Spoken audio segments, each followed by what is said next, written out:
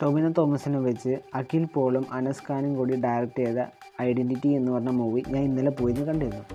So എൻ്റെ ഒരു point of view എന്നുള്ള റിവ്യൂ ആണ്. സോ അതിൽ കുറേ തെറ്റുകളുണ്ടാവും, തീർച്ചയായും നിങ്ങൾ ക്ഷമിക്കുക.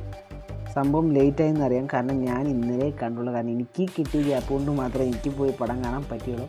സോ എൻ്റെ അഭിപ്രായത്തിൽ പറയുകയാണെങ്കിൽ ഒരു എൻഗേജിങ് മൂവി തന്നെ, ഒരു ആക്ഷൻ ത്രില്ലർ പാക്ക് ചെയ്ത ഒരു മൂവി തന്നെയാണ് ഐഡൻറ്റിറ്റി.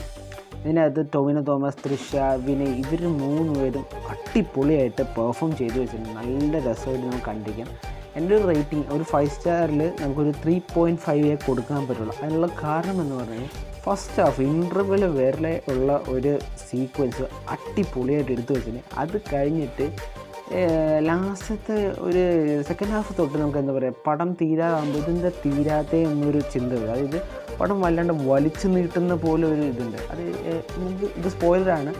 ഈ ഒരു പടത്തിൻ്റെ അകത്ത് തീരാറാകുമ്പോൾ തീർച്ചയായിട്ടും ഒരു ഫ്ലൈറ്റിനകത്ത് നിന്ന് നമുക്ക് വേണമെങ്കിൽ പടം അവസാനിപ്പിക്കുക എന്ന രീതിയിൽ വേണേൽ ചെയ്യാം. പക്ഷേ എന്നിട്ടും ഒരു ഫൈറ്റിലോട്ട് ഇത് കൊണ്ടുപോകുന്നത് വളരെയധികം ബോറടി, ലാഗ് ഫീൽ ചെയ്തു പടത്തിൽ. ആ ഒരു പർട്ടിക്കുലർ കാര്യം മാത്രം ഒഴിച്ചു നിർത്തി കഴിഞ്ഞാൽ ബാക്കി എല്ലാ സീക്വൻസും അടിപൊളിയായിട്ട് ചെയ്തിട്ടുണ്ട്. എനിക്ക് ഏറ്റവും ഇഷ്ടപ്പെട്ടതിൻ്റെ ഒരു കാർ ചേസ് സീനൊക്കെ ഉണ്ട്, അടിപൊളിയായിട്ട് തന്നെ ചെയ്തിട്ടുണ്ട്.